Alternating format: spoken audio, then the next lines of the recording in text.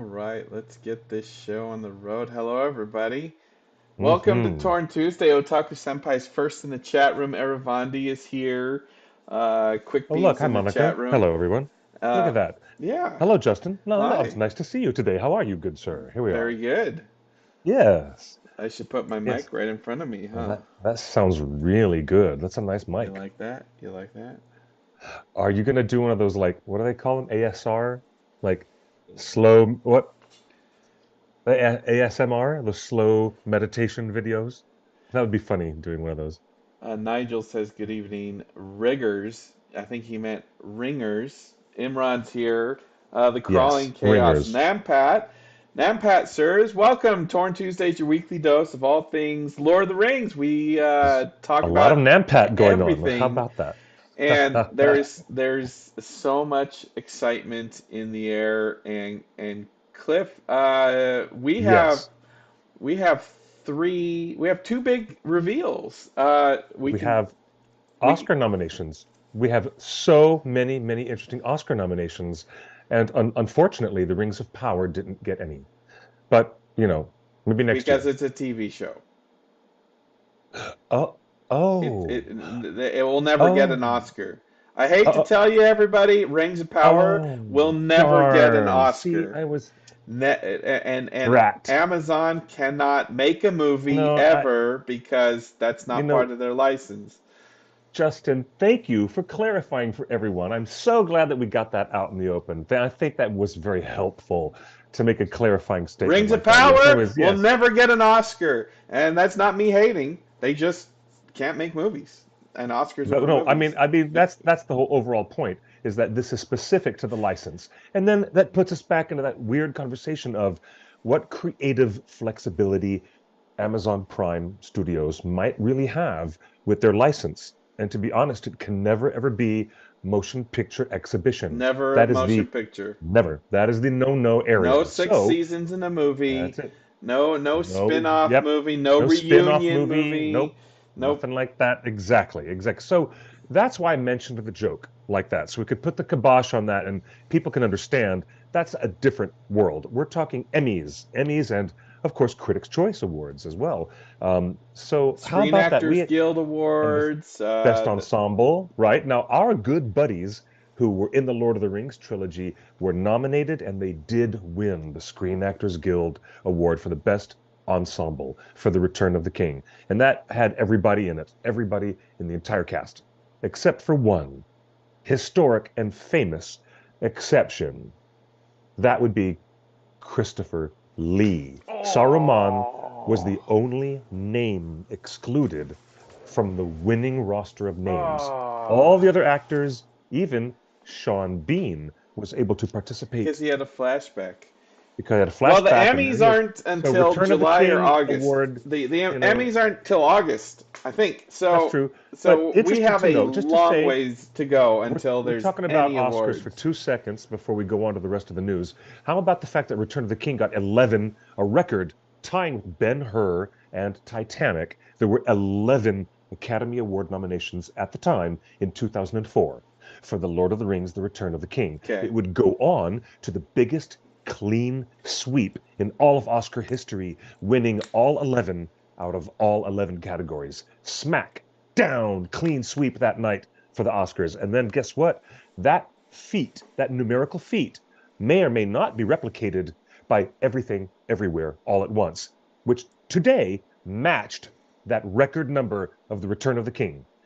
11 nominations. Really? That's Matched it. Yep. exciting. It's only the fourth time in motion picture history that a film has got 11 full nominations from the Academy. Boom. Oscar history. Now we can go on with the rest of the news today, but I wanted to Oscar say that's the history. Cliff connection. Cliff That's the connection. did Harvey Weinstein walk on stage and give a speech when Return of the King won? No, he did not. Did he? I don't Do I know. remember? I don't know. I don't No, know. I We remember we were in the Peter party. Jackson. We It was were in Peter the Jackson who went fan up on party. stage. Yeah, but Yeah. no Harvey Weinstein. We were screaming at There the was top no of our Harvey lungs Weinstein. No. in the party. I just remember so much It was confetti. Steven Spielberg presented the award for Best Picture, right? And he awarded it to What's his name? The guy with the beard who was the lead producer. Um, that gentle giant. He's such a Barry wonderful Osborne. Barry Osborne and Peter Jackson were. That's right. It was Barry Osborne and Peter Jackson who went up there to win the So award the big that news night. is the Lord of the Rings Return of the King record set nominations has been matched this year today Hmm. with Hmm. Everything Everywhere All at Once. Motion picture history, ladies and gentlemen, right before your very eyes. But the question remains, will any film ever again strike the lightning in the bottle? There was an absolute sweep of 11 out of 11. Will it ever happen again? I liked No. Everything Only Everywhere. I J.R.R. just Tolkien could didn't, do that. I don't think it has everything I need for all those awards this Hmm? year. I like the Oh, movie, no, it's I love great, that. but I don't What? think Avatar's going to win for visual No, effects. Avatar is not going to win Top anything. You Gun know is what? going to win No. for You Best know, Picture. if there's a surprise upset, it might be another film surprise upset for Best Picture. It's not going to be Top Gun Maverick, but Everything Everywhere All at Once deserves all the praise. And I'm surprised that you, sir, have not seen it in theaters multiple times. I mean, it's the multiverse movie of all multiverse movies. It does It's what good. Marvel, it It's does what good. Marvel could not do. It's a really good film, but It's a metaphysical experience for many it's people. not It a really is. record award winning. It's not No, going you to. watch what happens. No movie You in watch what happens. history has won as many awards as Return of the King across Well, all, not that's just true. Oscars, across every corner of the globe. Return of the King won more awards than any film will ever win, ever. That was the ultimate striking gold that night, really. The chat Didn't room does not Spielberg say agree it's a with clean me sweep? on Top Gun. It's a So sweep. mark my words, and we'll see you guys in a few weeks and I see think, if I'm win. well, the Speaking of Banshees of awards, Inisherin is giving a lot of look at competition this category as well. wonderful gold foil Rings Oh, of Power. oh, that is the For Your Consideration This is the booklet. For Your Consideration book. It is Yes. 148 pages. It's 148 pages, and we're going to give you guys a sneak preview. Again, we're gonna dive deep into the official Rings of Power nomination booklet. This is what they're Yeah. sending to everybody, hoping that it gets an award. And not only that, Rings of Power has gotten full Ooh, page look at that. Los Angeles Times. Look at that. Morford Look at Clark, that. your face has Wow. never been, well, billboards, yeah. Wow, But look there at you go, that. front page. Hold that up, Justin. I want people to see that. Hold that up Po- because and this is an outside wrap of the actual newspaper. Let's say that the interior is all regular newspaper, but this thing which says FYC for your consideration is where they spend mountains of money from their marketing department to actually, show people, look at this artistic achievement that we That's right. created. And it is quite the artistic achievement in many levels of See, consideration. and there's the front And page. oh wow, see, look, and there's the front page of the paper right inside. See? Now I'm Best drama so series, The Lord of the Rings, The Rings of Power. The New York I'm always Times impressed when they do says these things. I really am. storytelling magic, spectacular. Storytelling magic. Chicago Sun-Times says gorgeous and magical. The Wrap calls it awe-inspiring. And the AV Club says dazzling, one of the most captivating fantasy worlds in TV history. There you go. The Rings of That's awesome. Power for your consideration. Let's show us the back. Show us the back. Oh, George and Tammy. Oh, it's George and Tammy. Okay, Yeah. never mind. Wait, was that also a Prime Video thing? Is it? Jeez. I am That's funny. disappointed, honestly. Amazon, I'm disappointed that of all the quotes you put on here, you did not include any of the One Ring's positive reviews that we have Mhm. published. We've published several reviews in the OneRing.net. Not one of them was quoted in this ad. Neither was anyone's quoted review. Speaking of reviews, Nerd of the Rings dropped his big season one, He did. all-encompassing 8-episode review. If you Yes, he haven't did. had a chance, don't watch it right now. Watch it after this show or later this week because it is one of the best, most thought out conversational pieces ever. But Cliff, Agreed. before we show you guys this wonderfully gold embossed Rings of Power booklet. You've got another preview of something that's so magical. I'm kind of jealous. What? What? Oh, you mean this unboxing of this extraordinary cool thing that we've got? Yes? Is it time? Are we gonna? Oh, I thought we were gonna do this later, near the end. Okay, fabulous. Well, what we have tonight from wow, from oh, it's heavy. Help, I am being crushed by this giant box. Oh, it's huge. This massive, beautiful thing is from our friends Citadel Miniatures and in cooperation with Games Workshop. And Games Workshop, are the folks who make Warhammer.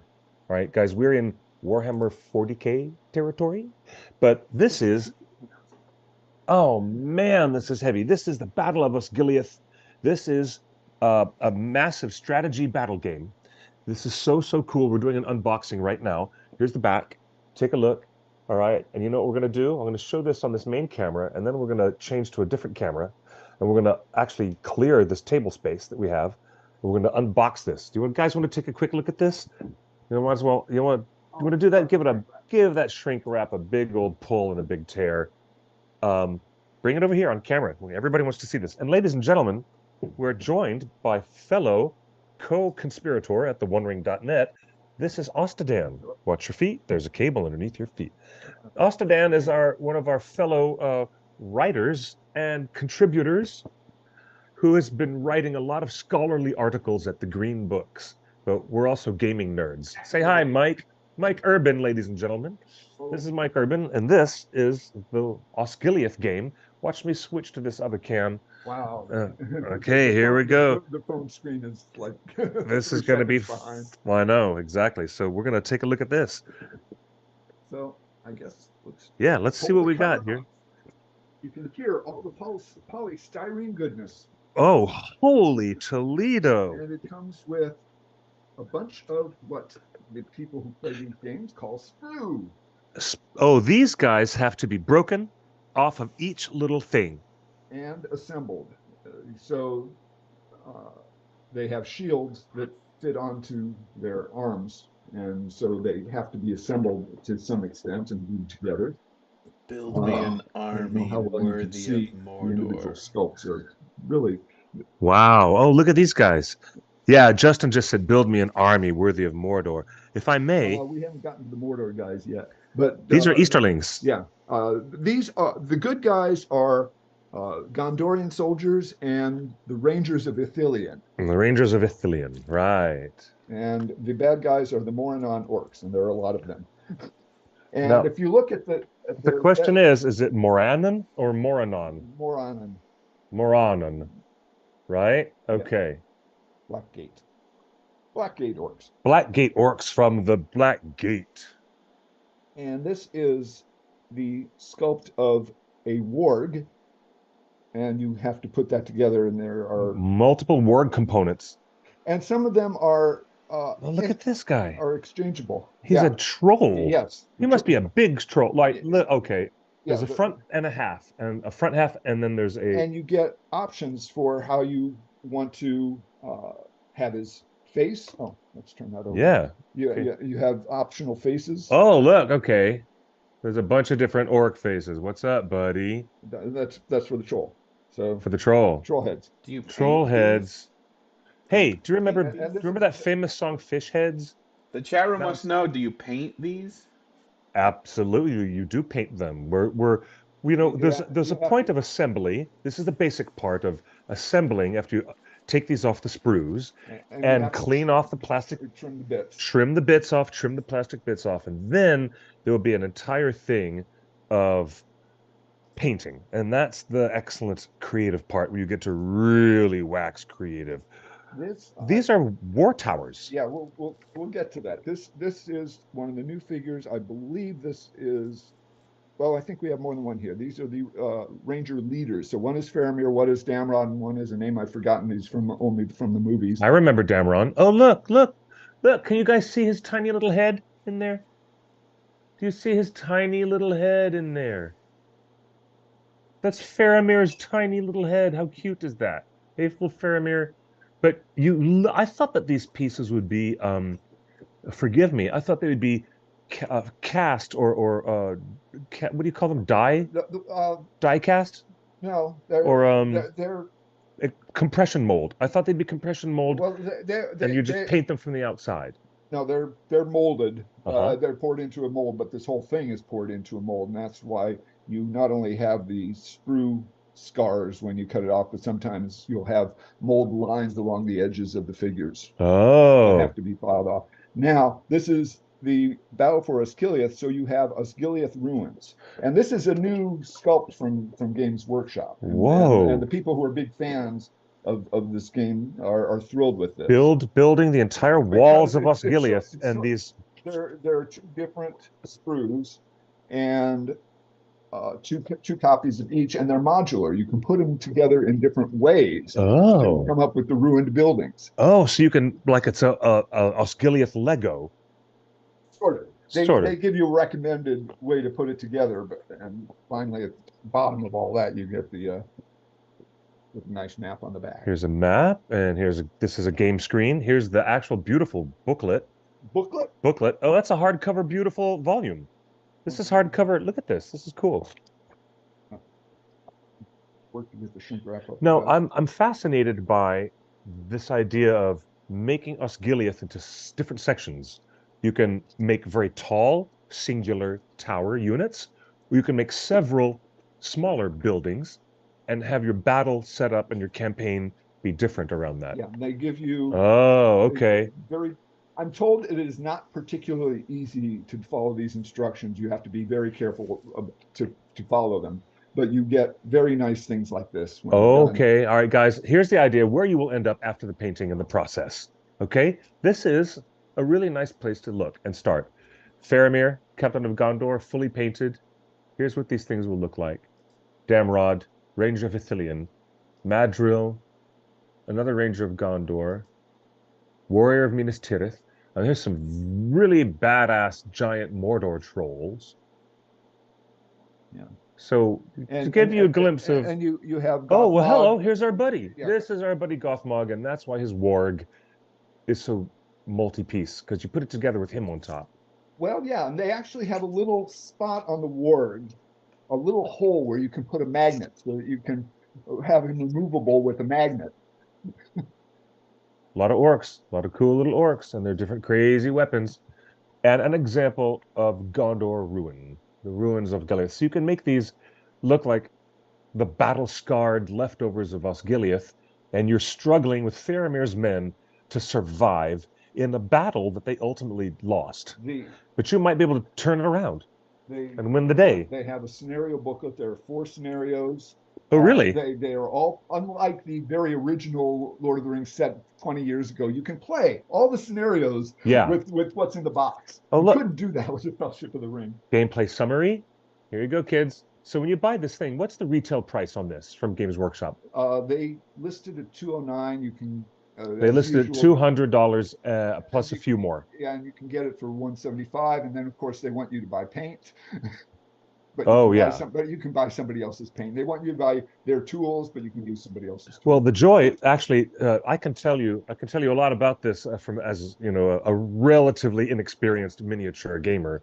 Justin, the whole joy of painting your own minis is a lot of fun. That's really what's so cool about it. Yeah. In terms of hours of enjoyment from a game, they're partly counting on you. Let's open this up and take a look at this beautiful publication. Wow, nice. Yeah, they're partly counting on you getting hours of enjoyment from painting, and that's fair. Right. And sculpting. And now this booklet is supplemented by a lot of still photos from the production. There are lots and lots of familiar images and production photos from the Lord of the Rings films in this booklet. As well as art. As well as some art, as they explain the rules system of battle. So, you know, what do you say to a brand new gamer who's never gotten into miniature gaming, and they're like, "Wow, what should I do with this?" Okay, this is their new starter set. They had a starter set about 4 years ago. Oh, that's right. They did have a nice new starter set, right? And it was pretty convenient. The Battle of Pelennor. Yeah, the Pelennor. Yes, I remember that. It says slightly more approachable rules because you don't have the Witch King doing magic, which is a whole different set of rules, and you don't have cavalry, which is a whole different set of rules. Right. And the Pelennor did not have any terrain because Pelennor is big and flat. Oh, so there weren't any buildings. So there weren't any buildings or trees or anything. And Okay. here you're getting these wonderful schools full of terrain goodness that you can climb on and walk around and shoot out from corners and so on. The rules. Let's get another close up of some of these rules because this is a nice book. It's a big book. And, this is a big book. But basically, the game is move and shoot. Move and shoot. It's skirmish with a relatively small number of units, miniatures on the board for you to move around. And so, one player moves, the other player moves. Oh, look, they're even using images from the Hobbit movie trilogy. They've even licensed stuff. Now, this is the Middle-earth strategy battle game. They fused two different products when they came up with this rule book. Oh, copy that. Okay. So these are generic scenarios, domination to the death, meeting engagements, in effect, between two different forces in ways that you might meet. Oh, that's kind of cool. There are only 6 of them here. There were 12 in the Pelennor box, so figure that. Okay. Well, oh, hey, this is beautiful. Hey, guys, for a quick preview, you can see elements of other miniatures that have been fully assembled and fully painted. Wow. Who is this guy? He's called Gulavar. And they're Barrow Whites. Whoa, checking out the Barrow Whites. They're so cool. Fully painted Witch King. Whoa, there he is. And there's a big troll chieftain. Wow, they've got some really cool characters. Yeah. Survivors of Lake Town. Yeah, these are from the Hobbit set. Okay, these are from the Hobbit set. Oh, how cool. You know what? This is really cool. They have this unique style in the Lake Town militia. Yeah, they're very... I'm pretty new to the game myself. Dwarves. Here's the dwarves, army of Thror. Hey, young Thorin Oakenshield and young Balin when they were young warriors. So if you guys get into this, you'll get lots and lots of expansions. And there's Thror. Yeah. There is Thorin's grandfather. Yeah, you can expand endlessly. And there are sort of 2 ways to play it. One way you're playing actual scenarios. Where, like from the Battle of Osgiliath that comes with the set. Yeah. And these are what they call narrative games. And then you also play what they call point-based games, where each orc and each soldier is worth a certain number of points, and you field armies worth 300, 400 points, and use one of those scenarios, meeting engagements, and you just sort of go at it, just in case you wondered what the cavalry of Rohan could do against... so you could do your own staging. Stage your own battle staging of a famous moment from the Lord of the Rings.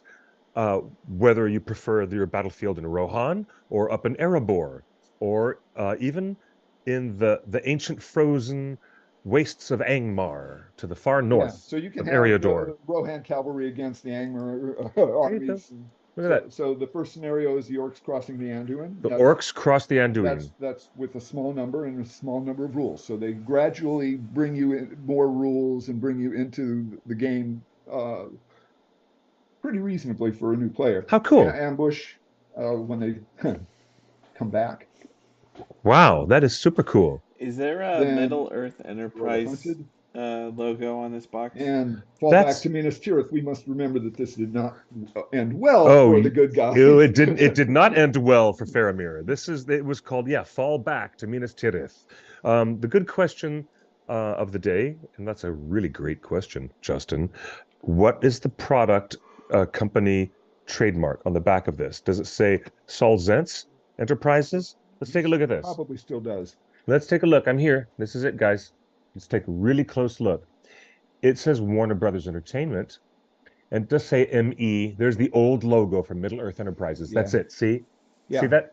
You're right, Justin. This is one of the last products from the old deal before it got taken over by the Embracer Group. And it's not clear how long their license lasts. No, they do not disclose this. It is not clear how long their license will last. We think, since they renewed it in 2017, that it's good till 27, Here we but go. that's just a guess. Well, how about all this cool stuff? Ladies and gentlemen, we're looking at some really cool Battle of Minas Tirith. Excuse me, Battle of Osgiliath items. And I imagine, oh, look, there's actual colored dice. Yes.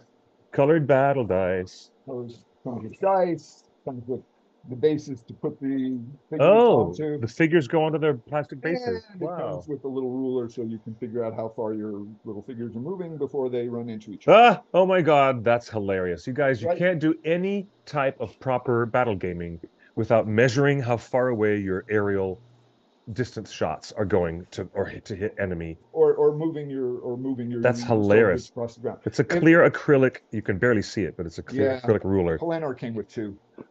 Oh, that's so cool. This is great. Thank you for unboxing this with us, Mike. Thank you for showing us all this coolness. Yeah. I want to show the folks a couple of trolls while we move this box over to the chair over there.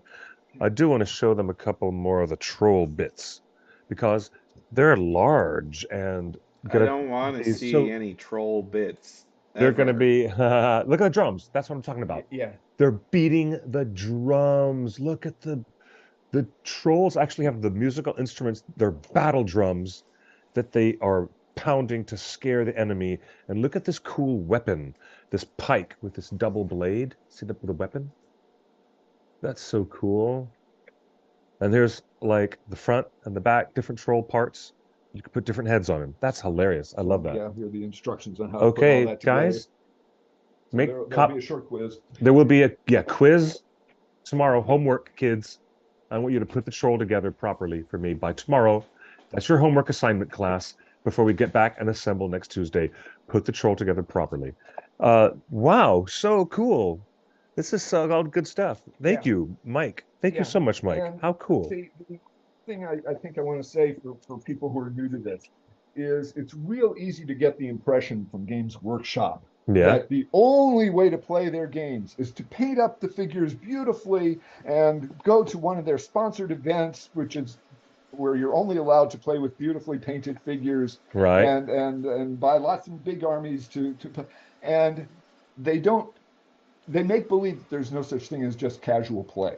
But there is such a thing as casual play. Yes. You can put these figures together, spray a coat of primer on them, put a wash over them to bring out the highlights of the sculpting, and have fun with it. Just a simple wash. And even at the Games Workshop store, which has some very nice people, they will let you play that way.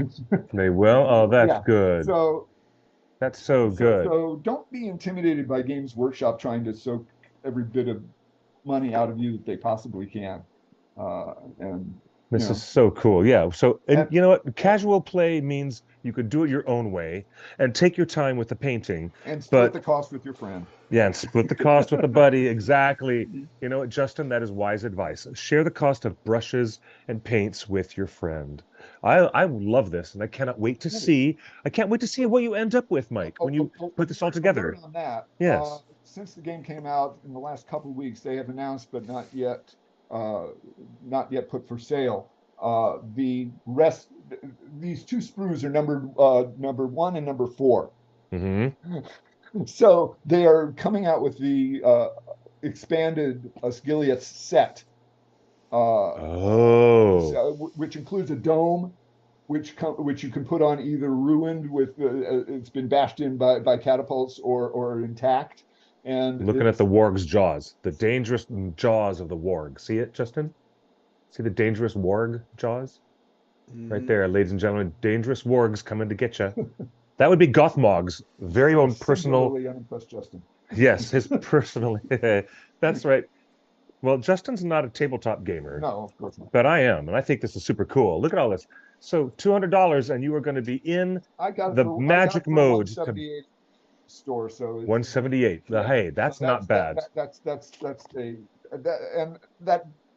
That discount sort of is what broke my sales resistance. I think $200 actually is not a smart list price to put on a product for a starter. For a starter, yeah, not for a starter game for people, but I think maybe this is also good for people who are familiar with the game already. The Osgiliath is new. The sculpts of the Ranger leaders, Faramir and Damrod, are new, and I believe the two boss bad guys are also new sculpts. All these others, if you look at the edge of the Gondor thing, it says 2007. So Right. they've been around a while. Oh, okay. Got it. They've used those before. Yeah. All right. Well, then we're going to reset our camera and we're coming back to the front view and say thank you very much.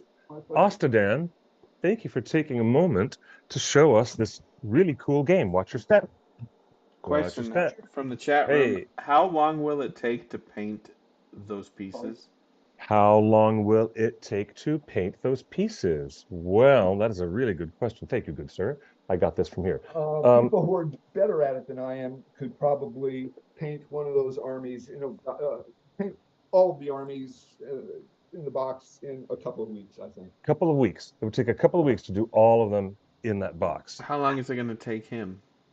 Oh, how long is it going to take a professional like yourself? No, I'm not an expert at painting at all. Oh, okay. He says he's not an expert at painting at all, and taking a rather leisurely and casual approach, it would do a couple of weeks worth to get through them all. That's what I say. You can play the game. You can play it without painting them. By just assembling them, spraying them with a coat of primer, which you would do anyway if you were going to paint. Put a wash on it, which you would do anyway if you were going to paint. For people who are completely unfamiliar with what that language means, putting a coat of primer onto the figurine just means one simple base coat. And then from there, you get a separate second coat, which is called a wash. Kind of an ink. And the wash is really like a light ink, an ink that is kind of watery and fluid, and it goes into all the tiny crevices and the little corners, and it creates shadows and contrasts of three-dimensional space on the figure when the ink settles into the little grooves, and suddenly you've got it. You're ready to go. It doesn't need to be, super carefully painted. Just give it a quick wash after you give it a base coat. Now, the real thing is, I agree with your idea that you would get a friend who's going to be your your game group, and get your friends to go in on it with you. You can share the $178. You can work on it as friends do, painting together and executing some of the battle scenarios together. That's a great way to do it if you're trying to conserve money. Is this different than the record-setting Kickstarter One Ring role-playing game RPG book? Is this different from the record-setting Kickstarter of the One Ring? What was it called? The RPG The One book. Ring RPG book. It's entirely different. It's entirely different game system from that Kickstarter. Game. This is not a role-playing game. This is Warhammer done with the skin of Lord of the Rings skin. Yeah. But it's still Warhammer miniatures. It is not an RPG. It's Warhammer miniatures, but the rule system is actually more straightforward. More straightforward. Oh, that's fair to say. Warhammer, which is like Henry Cavill's big thing. And recently he's been in the news that our own Witcher and our very own Superman is now entering into the world of Warhammer 40K to make this as a new series. So that rule system for Warhammer is a lot more complex and a lot more moving parts. This is a more crystallized and more straightforward battle system for Rings players. Games Workshop's best rule set. Excellent. Did you hear that, guys? Did you hear that? In Australia than it is in the US. That's weird. It's most popular in Australia, more than it is in the US. And by popular conventional wisdom, a lot of fans are saying that this battle system is the best one that Games Workshop has yet devised. To its credit. To the credit of the game designers. Figures to play. He's asking me something, sorry. The One Ring game. The role-playing game? Say that again? Can you use these figures for any other role-playing game? Yeah, absolutely. Absolutely. In fact, we often do. You can take any miniatures from any other game, like the Dark Crystal, and suddenly you've got Skeksis walking around in Middle-earth and Gelflings, and you can use any miniatures from any game, and they become very anachronistic sometimes, but they can be very fun, very fun. Yeah, it's kind of the creativity aspect. You can put any minis in any game you wish. One more thing about this is I did want to mention, I recently dragged out from Mothballs the original Fellowship of the Ring game that Games Workshop started this whole thing with in 2001. Yes.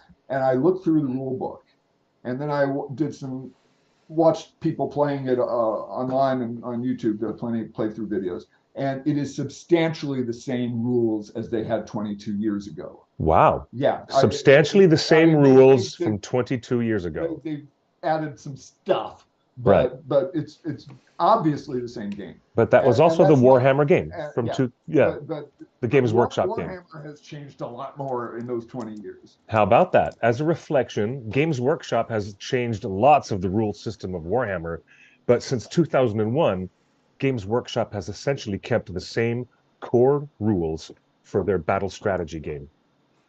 It's good stuff. Mike, this is so cool. I love it. You know what? The more colorful dice you have, the better. You know what? You might be looking for polyhedrons, but they're all just D6s. They're all just D6s, but any nerd will tell you that the more dice you roll, the better, the more fun it is. That's super cool. Thank you. I'm glad we got that secondary camera to work. That's nice. That's really nice. Back in. It does fit. See? Now, you guys, if you want to get into any miniature painting, YouTube is an excellent resource. YouTube is an excellent resource. Type in anything about painting minis, and you'll get some really great resources and content creators who have often made wonderful videos doing specific miniatures from Lord of the Rings. Now, Justin, over the past couple of years, you've heard me wax poetic about the Journeys in Middle-earth game system. And it has lots and lots of great monsters and heroes, and you can paint those miniatures as much as you want. And people often do. Look on YouTube for some of those painting videos for Journeys in Middle-earth, and it's really fun stuff. But 2/3 of my figures are still unpainted. I play the game regularly, and I've only gotten to about, way less than 1/3 of my figures have been fully painted, and I still play the game as is all the time. But I'm that kind of a nerd, Anyways, but it's really great to have you on the air. Thank you very much. Shaking your hand. Ladies and gentlemen, that would be a ghost appearance by longtime veteran of our website, Mike Ostadan. That's Ostadan, which means man of the city in Elvish. Yes, is that Sindarin? It's Sindarin, yeah. It's Sindarin. Ostadan means man of the city, Ostadan. Urban. Yeah, urban. It means urban because it's Mike Urban. His last name is Urban. Da-da-da. Anyways, now you know how to say urban in Elvish. Today, you learned some Elvish and you didn't know it. So, no, that's Gamers Corner. Thank you for this recent episode of Gamers Corner, where we talk about gaming stuff.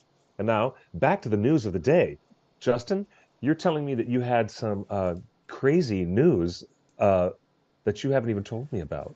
No, I'm just curious, like this. So the big One Ring RPG book is a whole different thing. It's like the difference between Monopoly and Risk, right? Yep. Yeah, that thing you're showing right now, that One Ring rule book, is a completely separate game. It is not to be confused with what we were unboxing today. And that's a second edition. And that's a second edition. That beautiful volume that you're showing on the screen right now, ladies and gentlemen, is a second edition of a real role-playing game, which is a Dungeons and Dragons or Pathfinder type of real RPG where you're beautifully involved. Look at this. Now, I attended a recent event of the Red Scribe, and this wonderful game campaign featured Sala. Sala Baker was one of the playing characters in this wonderful game. And I believe it or not, this is, separate. What we were showing off today is Games Workshop showing a little battle strategy scenarios. It's not the big dungeon crawling RPG experience that you were looking at. What's the difference? Okay. Like one is an RPG, one is a battle game. Yeah, You don't need any pieces at all. For an RPG, for an RPG, you don't need any pieces at all. That's okay. I got it. I got it. There you go. Allow me. Oh, I see. Thank you. An RPG doesn't require any pieces at all. An RPG is just storytelling, and the players are there together, looking at their reference sheets and referring to their character's abilities. And by looking at your character's abilities, you respond to the storyteller, the dungeon master, okay? And your dungeon master is going to lead you through one great adventure after another. It's all storytelling. It's verbal. What we showed today in the unboxing is a limited scenario battle game where the components are the pieces that represent actual battle and exchange. And there isn't all that other RPG stuff going on. It's a completely different genre of game, and it's a different style of play. I hope that helps clarify for you. Got it. So, Anyways, how many players does the oh, Games Workshop require? the Games Workshop battle games can have any number of players, but it usually works best with about, well, it's basically a one-on-one. Or two teams. Oh, it's either one-on-one or it's two teams, which is what I was thinking. I was thinking people on teams would be the orcs and Gothmog and one of the Nazgul coming over versus all, the men of Gondor defending the city. As a team, I would experience it like that with a bunch of players. But it is good versus evil. In this setup, it can be 1v1. Okay. Yeah, that's good stuff.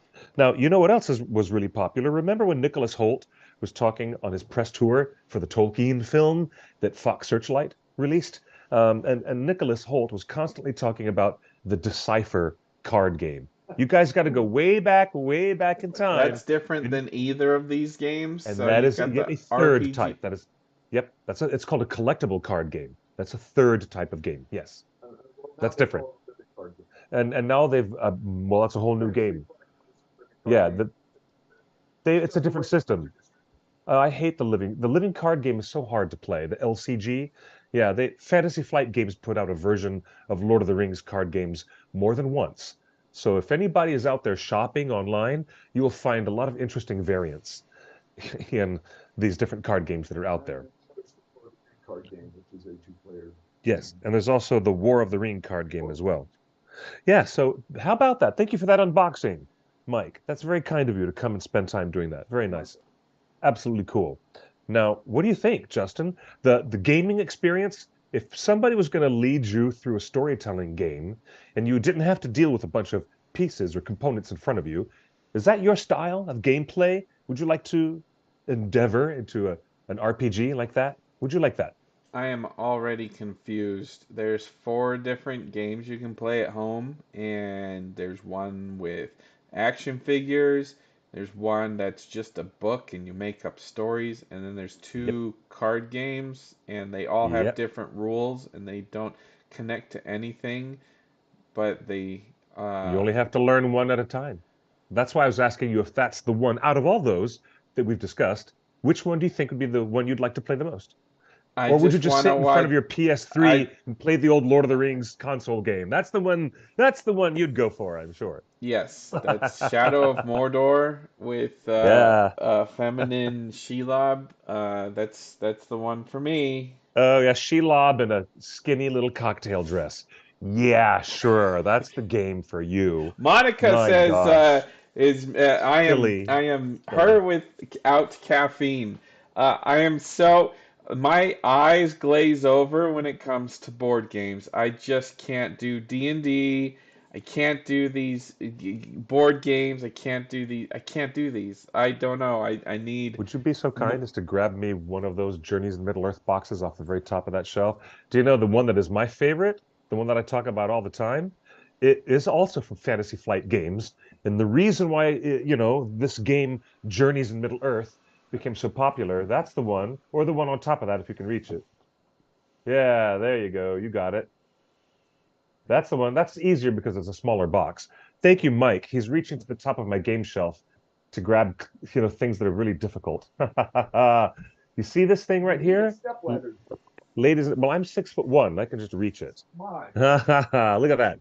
You guys, this is the most awesome, awesome game, Journeys in Middle-earth. And the reason why it was so much fun is because the Dungeon Master is an artificial intelligence. It runs as an AI.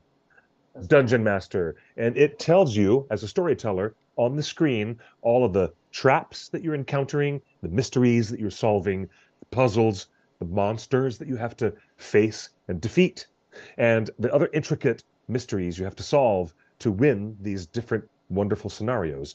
And the reason why it became so popular was because during COVID, we were all locked up at home. When the pandemic hit, everybody was stuck at home. And I couldn't invite another game master to come over. You couldn't invite another third person to come to your home and be the dungeon master and guide us through. But you had no worries about that. With this game, you could entirely forego the need of inviting anybody to come over. The AI was beautifully, beautifully well written. Well, it's a hybrid of an RP. Oh yeah, they know that. The tabletop components show you where your pieces are on the table, and the AI runs the storytelling for you, and it's really cool. I've always enjoyed this game. And you want to see who's the coolest in the box? It's not just the box that you need to see. Take a look at these guys on the inside. Yeah. Take a look at my big old buddy, the Balrog, right here. Ladies and gentlemen. Come the Balrog. Here comes the Balrog. Here he is. See? Here's Mr. Balrog, and I have not even painted him yet. So I'm going to turn him around real slow. Can everybody see this? This is from Fantasy Flight Games' Journeys in Middle-earth. Here's the backside. He's got this whip going up to the top of his wing. Yeah, and here's the backside of his wings. So if anybody had a question about whether Balrogs do have wings, or whether Professor Tolkien really didn't mean that literally, here's his tail, a flaming tail. Imagine how badass this is going to look, Justin. How cool is this? When I finally get him painted. This guy's going to be really sick when I get him painted. Yeah. He's so cool. They're not to scale, right? This guy is only No, they're not to scale. A little taller than this guy, right? Yeah, well, here's a character. See how they're not to scale? The Balrog would be a lot larger than this guy. Would he, But he's a though? cool- I mean, that's in the movies, but did Tolkien ever describe a Balrog to be that tall? We don't know for sure. Well, how much did Professor Tolkien describe that Balrogs were really that tall? And there's also some scary giant spiders too. Oh my God, I can't wait to paint these giant spiders. This is so cool. Look at this guy.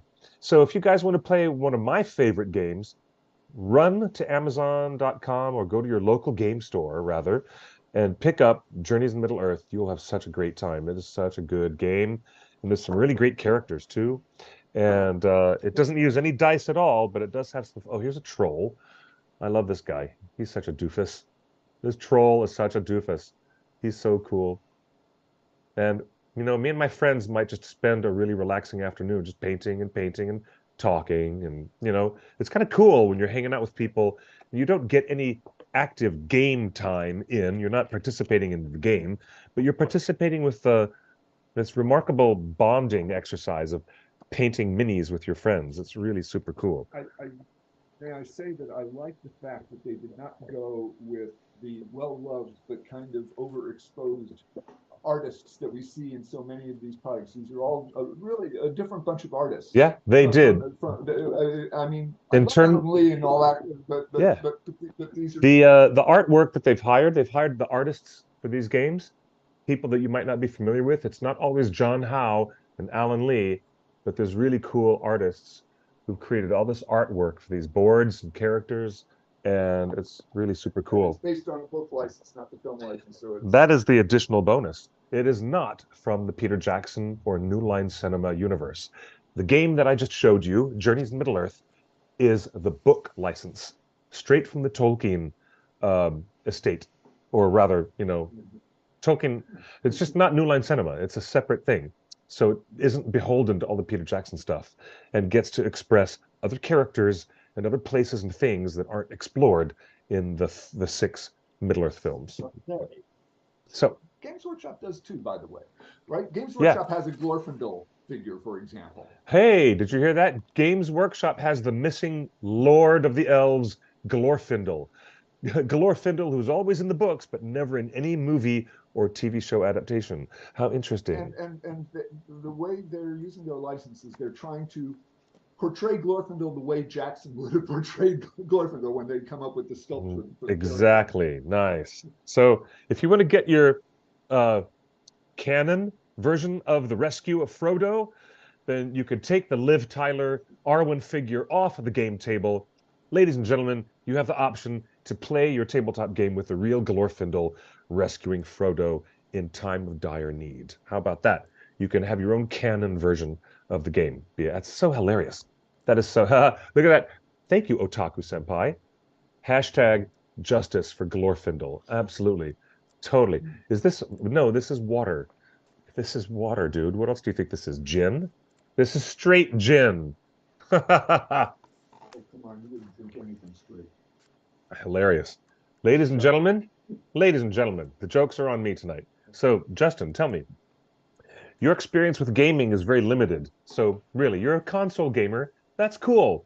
You know, when all of my video game friends are coming to me and asking me about advice on Lord of the Rings games, I usually have to raise my hands and say, whoa, whoa, whoa, guys, I don't know nothing. I don't know nothing about the console games as much as I know about all these tabletop games. So, you know, different stripes for different people, for different gaming needs. What do you think? At least I know, Justin, what not to get you for your birthday. At least I know not what to get you for your birthday. When it right? Yeah, for me, board games are spelled BORED. I'm gonna slap you. Psh, psh, psh, psh. Hey Board Cliff, games. moving I on, love good games. people want to know what else is going on in Tolkien world. Can you explain, for the last 2 or 3 years, you've had a hashtag during the development of the TV show, Fidelity to Tolkien. Yes. How does that Fidelity to Tolkien. how does Yes, I that remember that. differ to the trending tag this weekend, Respect for Tolkien? Because the original one that we created was supposed to be just about, you know, expressing our appreciation for Tolkien and how it should be, of keen mental awareness upon anybody who would seek to adapt the stories, that we're attached to Tolkien's storytelling for a reason. We are attached to it for a reason, and to not lose sight of that reason. The second hashtag that is more recently trending was created by different folks for a completely different purpose, and that was only to serve the purpose of further polarization, which is completely unnecessary among a fandom, and to attack and demean. And we don't operate that way here at thewondering.net. We're not interested in demeaning anyone. There will be no, demeaning of people or treading on anyone's humanity or treading on their judgment because they're dabbling into pop culture and enjoying it in a certain way. You know what? You're allowed to enjoy your elements of pop culture in any way you want to enjoy them. Have at it. Have a great time. So that's the difference. The first one was meant in support of a fandom which is pretty vocal and creative and very, caring and honest and intelligent in how they want to express their love of Tolkien. The second hashtag was just meant to, deride and demean and be toxic for no good reason. So that's the difference. How about that? There you go. Need I spell it out any further? Well, no, I just wanted clarity on what was Good. going on Twitter. But Good. Cliff, As long as we're all being intellectually honest here, which is not the kind of interaction you're likely to get from the people who are trying to trend that hashtag. But you can get a lot of intellectual honesty here with us at thewondering.net, and you'll also find yourselves not being, demeaned by people or derided by because anyone. fidelity is really the thing, right? Fidelity Well, I is mean, it is actually a measure of success. I mean, if you have a lot, then you got more success. If you have a lot less fidelity to Tolkien, then you'll have less of a successful adaptation. It's pretty basic, isn't it? Well, I think Common sense. all of the reviews, Matt, Nerd of the Rings included, Fellowship of Fans recently posted theirs. A lot of the reviews of Rings of Power have been like, why does this feel different? Why doesn't this feel like Tolkien? Everything's there. Elves, dwarves, they all look like they should. They all sound like they should. They've spared no expense on the production design. The music's great. So Mm-hmm. what is it? What is missing? And I think there's a lot of people had a hard time trying to come to terms with what exactly is the thing that's missing. And it's you know, to your point, fidelity. It's a fidelity not to the words on paper, but it's a fidelity to the themes and the poems. And Hmm. you know, it's you have to the fidelity to Tolkien Hmm. is a feeling of like, does this feel like Tolkien? Yeah. Does it feel like it is portraying the same thematic interest and the same spiritual interest in the storytelling that motivated Professor Tolkien to write the way that he wrote? Right. He, Speaking of writing, are you going to write a review one of these days? yes, yes, yes, I am. And you can keep nagging me like my dear old wife. You can Well, keep nagging me like my dear old wife until I get it written. well, But that's what an I editor won't would do. hold our Nag at me or audience tell me. longer anymore. Look, Ha ha. we've got the for your Show them. consideration Show them that booklet stuff. right here. And if I turn, I've scanned in a lot of the pages here. You So did. I'm glad you scanned them in. That looks great. Look at that. this is a two page spread. On the right, it says visual effects supervisor Jason Smith says the grandeur of Numenor reflects the valiant nature of its people. Quote, they were given this island by the gods because they fought on the right side of the war. Is that accurate, Cliff? Oh, Read that again, please. oh, that's They were given this island by the gods They were because they given this fought island by the on the right gods side of the war.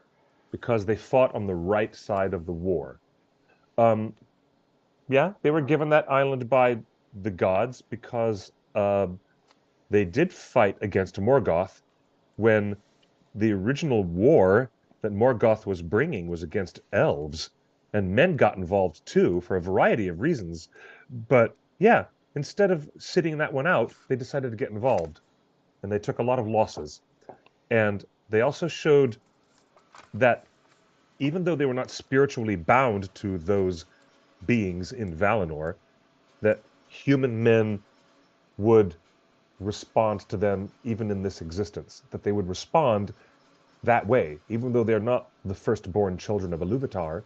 The fact that Edain would respond to the Valar that way with loyalty and uh, and and obeisance. Wow, that's actually that's much more of the reason why. And now take a look and think about it further, ladies and gentlemen. The elves had every spiritual reason in the book to be obeisant to the will of the Valar. right, first-hand knowledge. Yeah, it was all, yeah, they had firsthand knowledge of the Valar. The men did not. Human men had no firsthand knowledge of the Valar, and yet they chose to fight alongside the elves against the enemy of all beings on Earth to save themselves, to save the Earth that they live on. And yeah, and for that bravery and that sacrifice, that is why they were given Numenor. Exactly. Is that correct? Yeah, Yep.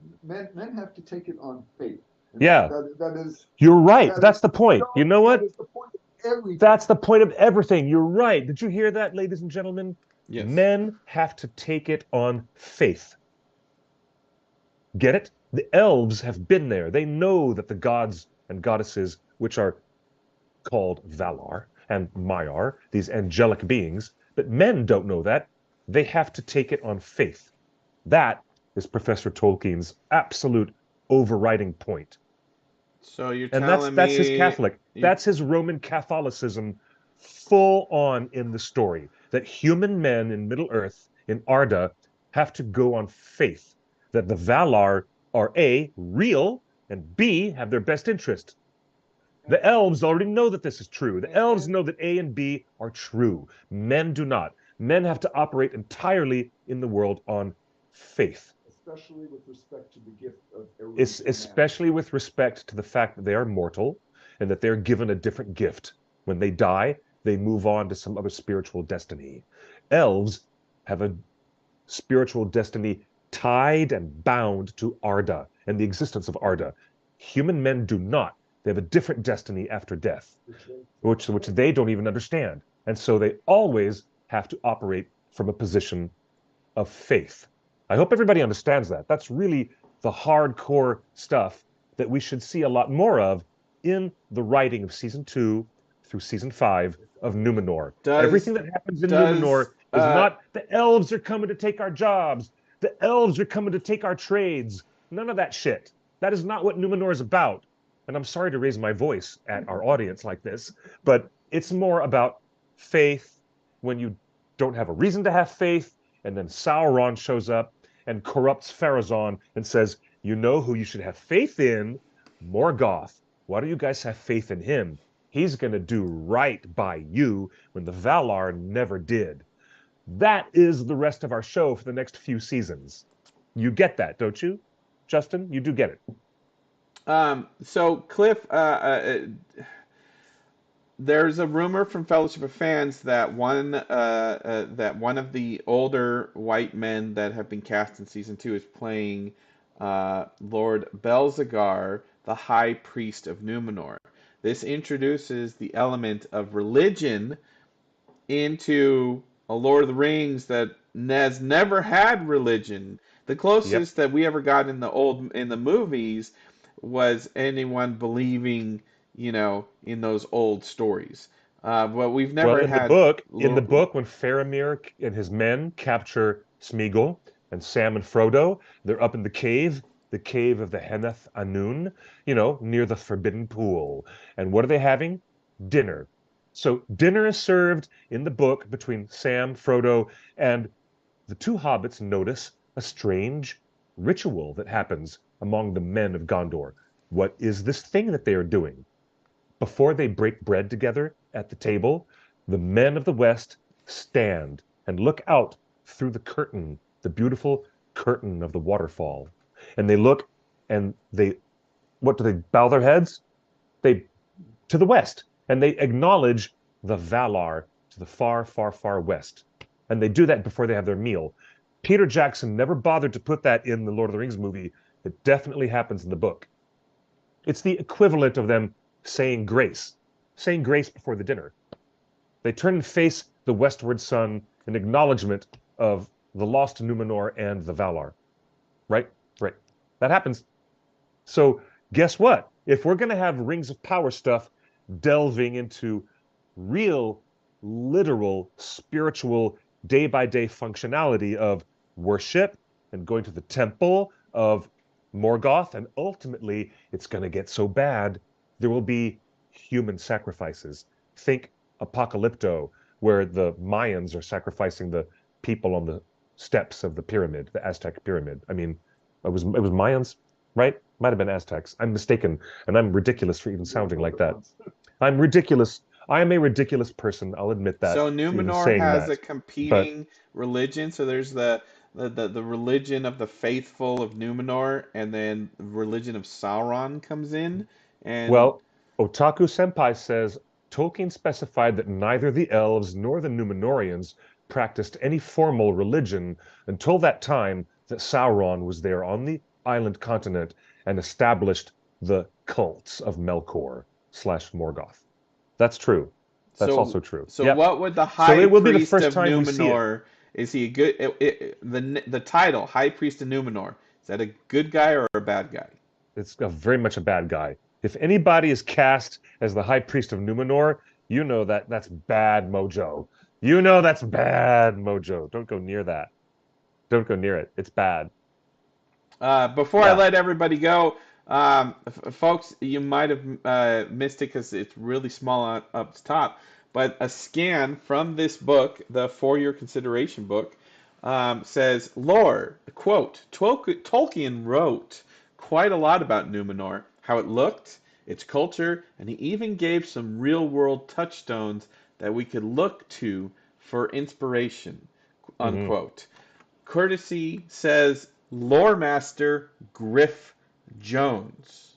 Who is Griff Jones is the question on everyone's mind right now, today. And is Griff short for Griffin?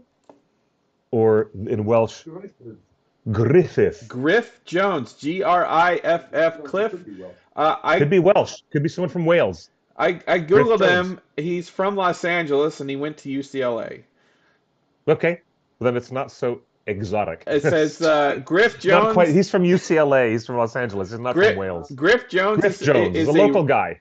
Is a recent MFA grad from UCLA who grew up in the Ozarks of where's the Ozarks? Arkansas? That's Arkansas. Yeah. Missouri and Arkansas, right? So Yes. Griff Jones, Wow. hailing from the Ozarks. His first job out of UCLA is Rings of Power. So this is his first job ever. That tiny little photo is all they have of him. He looks like he looks like Hugo Weaving. But he's his first job is LOREMASTer for the $1 billion Rings of Power TV series.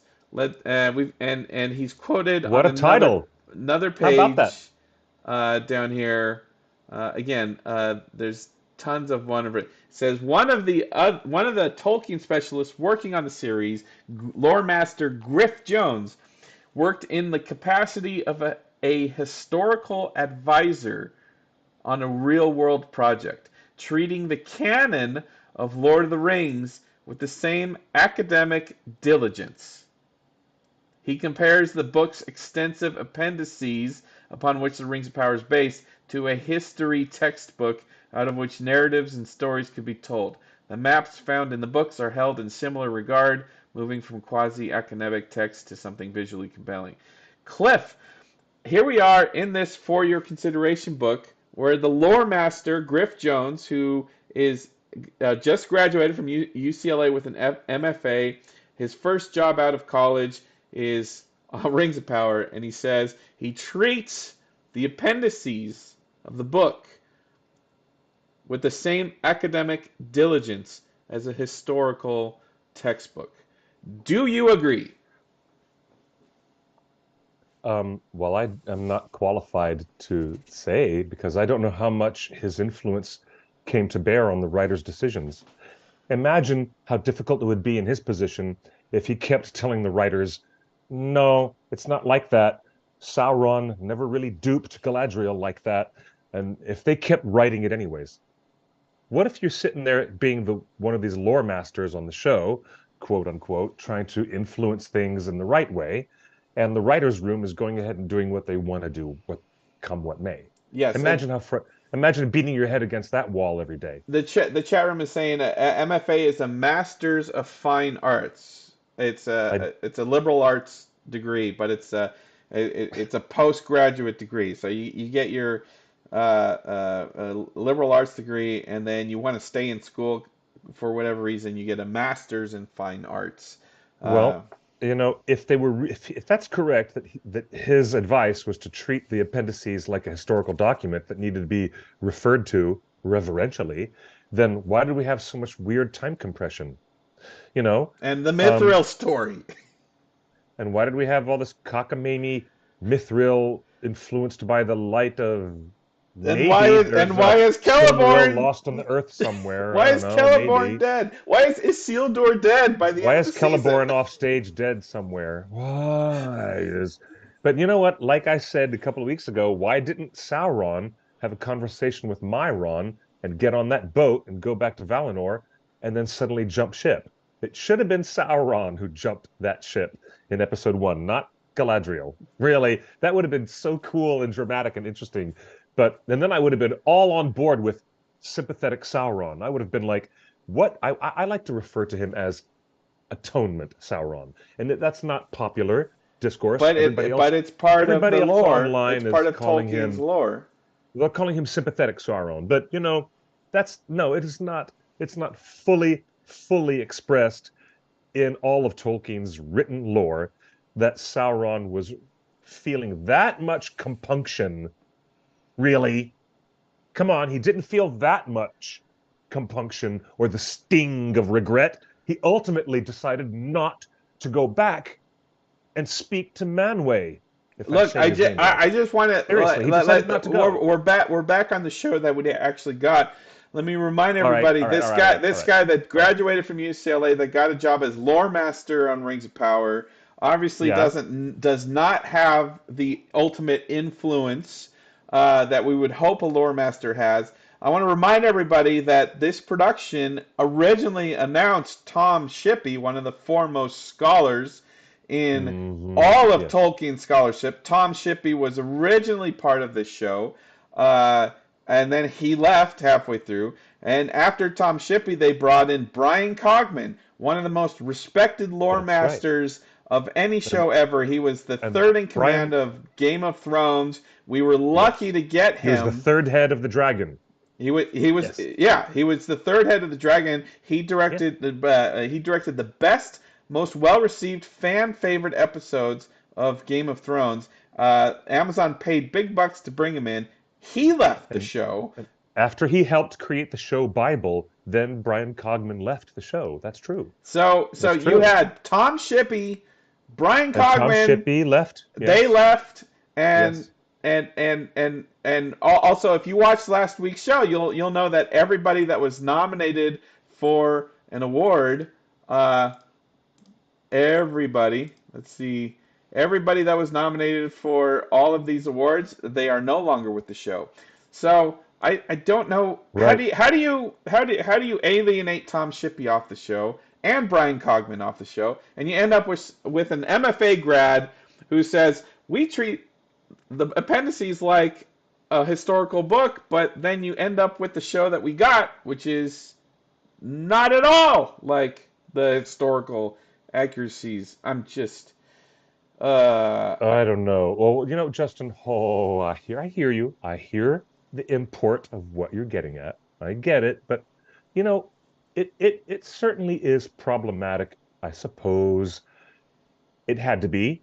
It had to be problematic because as I discovered in the conversation earlier today with Mike Urban, we were talking about it from a real academic point of view, that in the published letters of J.R.R. Tolkien, the professor indicates that it's not really wise to tell a story about the elves because we don't really know the elves. May I get the quote and read it? The the idea is that elves cannot be really fully known and comprehended and understood by us the way that we understand them. And so when you're writing a mythology or a myth, this is what Tolkien has to say. This is from letter 212 from the published letters. It is the view of the myth that oh no, that's the other one. That's the second note. All right. In the narrative, when he's talking about writing a narrative story, as soon as the matter of the narrative becomes storial and not mythical, being in fact human literature, the center of interest must shift, therefore, to men. Professor Tolkien is talking about the difference between writing a dry myth or writing a narrative. Okay? You know the difference between The Lord of the Rings and the Silmarillion is pretty distinct when you pick up the books. You're like, oh, The Lord of the Rings is a full novel, a real complete novel, full narrative. He even describes everything in full detail. It's amazing. But the Silmarillion is more abbreviated and synopses of mythological ideas without being a real novel written around it, right? Everybody knows this. So when he's talking about the difference between these two things, Professor Tolkien says that when you're writing about stories that become storial and not mythical, because they're about human literature, the human condition, the center of interest has to be men, not elves, going on. It has to be about men and their relations with elves, or men and their relations with other creatures of fairy story. That's what he's saying. We cannot, this is the most important part, we cannot write stories about elves whom we do not know inwardly. And if we try, we simply turn elves into men, which is pretty much saying that the characters in Rings of Power are written as men with pointy ears. The difficulty in Rings of Power was telling a story that is elf-centric. It is Elrond and Galadriel centric. And all of our other stories from Tolkien have been Hobbit centric, or sometimes even a little bit Aragorn from their point of view, but the men of Rohan. But none of the stories are from the narrative. None of the novels, The Hobbit and The Lord of the Rings, counting as a novel each. Those stories are not elf-centric. You understand why now. That's what we're trying to get at. He's saying that in converting a mythological story to a real storial story that has a driving narrative, you're at the risk of having to make that story about men and men's relationship with elves. You can't write a story about elves. And so even Tolkien himself was saying, if you're gonna try to write a story from the elves' point of view, that's going to be all problematic from the get-go. That's what he was saying. And So the I'm wondering reason's if there. I'm wondering if Rings of Power would have been received better if it was a human story and we start in Numenor and it's told from the human perspective as and then an elf washes up on shore I and just we realized something. Do you know why Galadriel is shot that way with the sparkles in her eyes? Because it's from Samwise's point of view. Literally. Our encounter in the Fellowship of the Ring with the way the elves are presented is entirely because earlier in the film, Samwise is saying, "Oh, I really would like to meet elves." This is going to be, the entry point of the story in The Lord of the Rings is basically Samwise Gamgee. I've always advocated for that point of view in the novel, because at the end of the novel, the very last phrase is, "Well, I'm back," he said. And that's when Samwise realizes he's got nothing else to contribute to this story. And so the curtain is closed. Not on Frodo, the curtain closes on Samwise, because he is our entry point and exit point to the Lord of the Rings. So I'm realizing that Galadriel and the mystical, floating, glowing, angelic quality that she has in the movie is certainly because Peter Jackson knew that. He was smart enough to know that we are presented the elves from the point of view of other earthly beings who just can't comprehend what they're witnessing. And they're very glowing and spiritual and angelic. Even the way that Frodo sees Arwen show up when she rescues him at the ford of Bruinen. Even that counts as part of the way that the cinematic representation reinforces the otherness of the elves, I get at least it. from Yeah, yeah, the point of view of the hobbits. Yeah.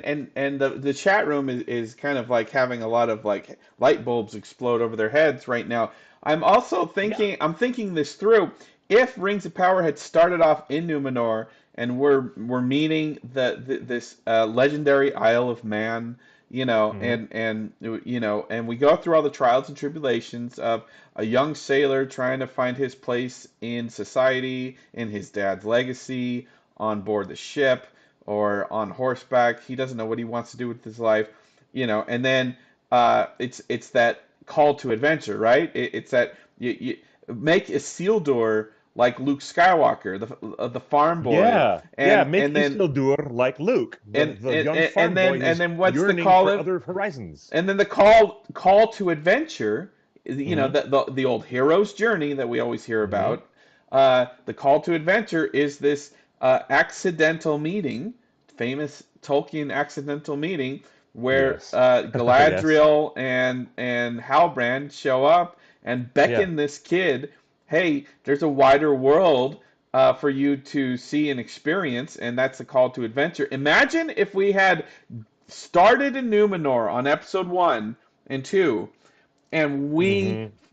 we sail to Middle Earth and we rediscover as an audience, we rediscover all of our favorite areas of Middle Earth through the eyes and the camera placement of Isildur's eyes. Basically, if the whole show was told from Isildur's perspective, we would have had Intriguing. that magical discovery of a fish out of water, a man in Middle Yeah. Earth, Yeah. like oh my gosh, these trees, they talk. Oh Yeah. my gosh, these elvish cities, they glow. Like, Yeah, exactly. You're onto something now, buddy. You're onto something. Quite. Yeah, you could have the advantage as a storyteller of having, those qualities of something amazing and otherworldly through the point of view of the most human and mundane of your characters, who's experiencing these wild new things for the first time. He is, yeah, Isildur would have been an interesting entry point for that story because wouldn't it ultimately end with him? The story right, at the the end of story season the story 5 kind of ends ends with with him him. and his father at the battle of the last alliance of elves and men. Right, Wow. exactly. I That's will an give interesting credit concept. this. I just noticed Not this bad. on this page, Cliff, that Yeah. um, uh, uh, can you tell us, the name sounds familiar, Daniel Reeve? Yeah, Daniel Reeve is the guy who's already done the maps and calligraphy for the New Line Cinema films, right? I believe that's Daniel Reeve who does even that famous map that we just pulled out of the unboxing of this board game is Daniel Reeve. I think we're looking at his handiwork right here. Well, Let's take a look. according to this FYC book, I have the page on screen right now. Oh no, I have it here Yeah, behind that's me. right. It Lenny just popped. Henry's book that you see in Rings of Power, Lenny Henry's book was all written by Daniel Reeve. Really? If this is the same person, then this is Daniel Reeve who did all this uh, calligraphy on this map of Middle Earth. So that is a nice little connection. Why that Amazon hired Daniel Reeve to do the big book of the Harfoots. I Um, wonder. That's intriguing. That's very intriguing. it's also intriguing that Amazon that the Harfoots have a big book because I believe in the limited descriptions that Tolkien has is that the Harfoots couldn't read or write. That's why they don't have a history of their own because there Ah, was nobody documenting it. But they kind of threw that away by giving Lenny Henry the Big Book of Stars or whatever they want to call yes. it. Yeah, his book, which is also a chronology of people that they've lost, or rather, people they may have left behind. I don't know. I don't know. I can't tell sometimes with Again, them. in one paragraph on this page, you have Daniel Reeve talking about authoring the Big Book of Stars for Sadok Burrows, played by Lenny Henry, and the tribe of Harfoots. According to Tolkien, the Harfoots were simple people, simple halflings that couldn't read or write, and avoided contact with the big people. So if I know that limited amount of lore, but about the Harfoots, why in the next paragraph does the lore master Griff Jones say, "Well, we treated the appendices like a historical text"? It's like, well, if you did, then why do the Harfoots have a book in the first place? Do you know what? Why don't we invite Mr. Griff Jones to be our guest on an upcoming episode of Torn Tuesday? That would be delightful. I would be so uplifted by his good presence and his good conversation. How about that? We officially and formally invite you, lore master Griff Jones, to come and join us, and we'll have a really rigorous and fun conversations Well, I about don't think that's all going to these happen interesting anytime things. soon because Griff Jones I is would love that. currently located in England, which Well, means we can he is Zoom. on set. We can Zoom. No, he is on set for Rings of Power, and they You know are in the what? middle of production right Hey, now. Amazon marketing department, Amazon marketing publicity people out there, anybody? Jennifer? Jennifer? Top of the line? Top of the pyramid? Jennifer? Anybody? Is she, are you there? Jennifer Salke, are you there? Knock, knock, knock. Just call up Griff. Tell him to come on our show. We can do it. I know he's a busy man. But that's okay because we won't take much of his time. Maybe 20 minutes, half an hour. Promise we'd let him off easy. It's more We'll of a let him off listening easy. Just session. let him. It's You know what? Because, look, I might be acting kind of overly snarky, and I'm sorry about that. But honestly, if you want to build confidence with the fandom that we're having this open dialogue with the lore master who can be on his toes when we're asking him questions about time compression and other things that are, affecting our experiences with this adaptation. We really want to find out what are the inner workings of your logic and your story process with appreciation and with an open hand of appreciating your work. Griff Jones, you are invited on the show so we can have a nice egalitarian conversation about all these crazy, interesting things that are in front of you, because some of these choices are not easy. And maybe without breaking his non-disclosure agreement, Amazon would let him come on and have a nice chat. It's not going to happen, but I know it's not going to happen, but it would be great if it did. But it shows you. It shows I'm open to the idea. Let's see if Amazon wants to make this happen. All right. Well, hey, it's been a lovely show. What a lovely program we've had tonight. It's been a it's been a great show, Cliff, and I got to say, I think you're onto something. Yeah, I don't know. The end of this show is making me think about Rings of Power in a different way, uh, because you just brought the lore back in of, what Tolkien said about storytelling. The basics of storytelling, is tell it from the man's perspective, or a human's Yeah, perspective. because it's a story of the human condition. When you end up writing a narrative like that, but he also said that all myth, the power of myth, is because it should be supported deliberately by moral and religious thought. And that moral and religious equation that is put into myth makes it long lasting, makes it so impactful for generations of people, and actually elevates it to that level where it becomes myth. Yeah, he said that too. The other thing that is now that my grinds are gearing, or gears are grinding, Yes, Peter. Your gears are grinding, Peter. is we know, as an audience, we know that the elves look at men, the world of men, as lesser beings. But the elves also look at men as not just lesser beings, which is kind of a overly broad generalization, but the elves look at men as something suspicious because they don't understand or appreciate why human men are allowed a different spiritual destiny that will outlast the physical boundary of Arda itself. Right. Yeah. They do not understand that. But And that's also an interesting point of conflict between the races, I think. But this goes back to what we started off at the top of the show: is why does Rings of Power feel weird and different?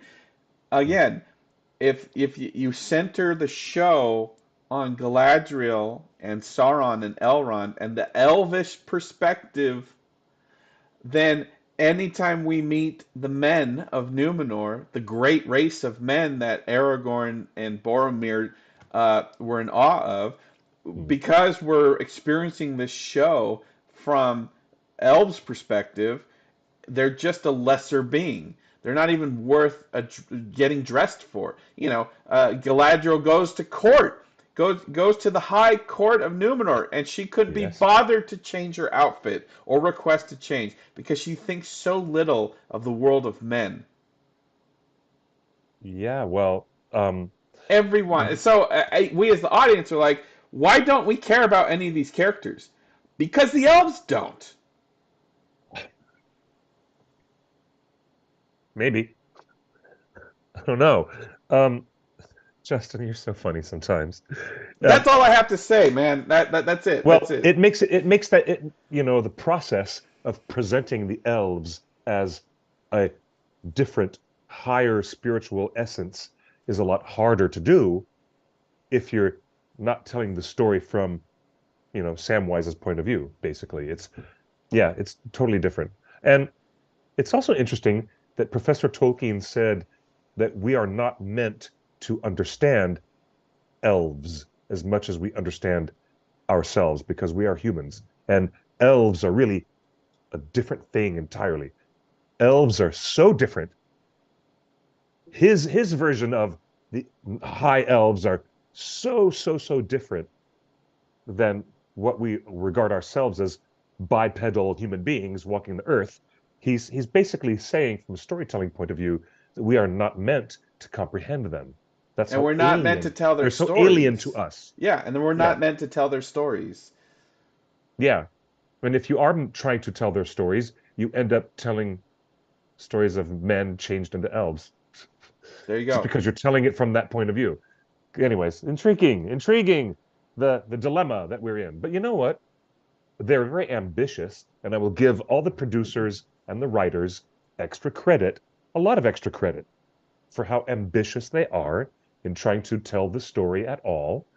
Give them all the credit in the world, but I'd give them a lot more credit if they had stuck to, you know, yes, it is believable that Anatar would show up and offer you the solution to all of your problems, but the temptation that Anatar brings to the elves is something that we haven't seen yet. I don't know what they're going to do in future seasons, but I am still missing stuff that I was expecting to have just from a simple Man, I reading just of the I, appendices. I'm still at the end of season one and feeling like I'm missing something that was going to be there. And we've already got 3 rings created, and I'm kind of baffled at that already, but there's okay, so, whatever. there's so many things that would have just made little things that would have made like made the show more emotional to me. Like even having Isildur and all those warriors from Numenor show up to the Southlands village Yeah. and maybe just have maybe have Isildur comment like, "Wow, men really live like this here in Middle Earth." Like some sort of acknowledgement like this is way not Numenor. Yeah, But there was no comment from Elendil or any of the soldiers of Numenor about how different the Southlanders were economically or culturally. There was no commentary on that at all. and And there's that no there, yeah or yeah spiritual. and There was no comment on that. and That would I have been an interesting point of view to share but from that. but maybe this is intentional by the showrunners, and maybe by centering the show on the elves, Elrond, and you're looking at the Dwarvish culture through Elrond's perspective. Yeah. You're looking at Numenor's culture through Galadriel's perspective. Maybe we're Yeah. not supposed to care. Maybe we are supposed to have the elvish attitude on the world of men. So when Isildur fails, we already know it's coming, and maybe the whole setup of this show is to make us feel as disappointed as Elrond is at the crack of doom. Oh Like my God. after all of this, dude, you still won't throw it in? Like After all maybe this, that's you're the whole funny. point of all this. Maybe they've made these No, the decisions for point a reason. the That's all. point I'm sure the point was to plant a lot of stuff in season one that would allow them evolutionary branches of story that would be most fruitful in Well, future I seasons. hope it I allows think that them was the point, I'm to sure. pay a lot of money to some Tolkien scholars and lore masters that really have powerful voices to say, "Hey guys, don't go there. Don't dupe Galadriel with Sauron Don't doing all just this don't crazy go dance there." stuff. Like if Tom Shippey was on the show Huh? and they I said, don't "Hey, we want know. to do this Mithril thing," Tom Shippey would have been like, "No." Maybe that's why he left. Who Do you think knows? do you think an outside hired consultant would ever have the weight in the room to tell the lead producers and the lead writers, nah, we're not It's going to about the take your respect. entire franchise in that direction? I was about to say That's not how respect it for works. Tolkien. Let's bring it back to fidelity to Tolkien. Let's Yes. bring. You know what? You hire Tolkien scholars and you hire lore masters so you can check yourself and your best and worst creative impulses against what Tolkien's intent Hmm. was. Right. So Right. you pay those people to do their job. You have to trust them to tell you no. It's interesting. The first hashtag we created, Fidelity to Tolkien, was meant to galvanize fandom and bring fandom together. The other one, the Respect for Tolkien hashtag, was meant to tear fandom apart. In that, that's That's right. basically the difference. Anyway, Final question for you, Cliff. Fidelity to Tolkien, you've been saying it for 3 years. At the end of the well, day, season one, as is, your official review is season one fidelity to Tolkien. part way there, needs work, needs improvement. 1 mark on the report card, needs improvement. That's our show. Torn Tuesday is live every Tuesday at 5 o'clock when all of our technical stuff decides to work on time. We do start on time. However, my favorite stuff in the series, especially with Durin and Elrond and Disa and all that stuff with Adar and whatever he's trying to do, and all this new introduction of Moriondor and orcs version 1.0, and the really cool look in Arondir's eyes when he burns passionately for Bronwyn and the way he loves her. And there's a lot of cool stuff in the series that I love. I really adore and really enjoying a lot of those other things. Even at the same time, I'm complaining about some other stuff with the lore that needs improvement, because it is, by any measure, our attachment to the fidelity of that unique quality to Tolkien. And if the adaptation can adhere to that unique quality, that's what we call it. It's fidelity to Tolkien. And the adaptation will be all the better for it.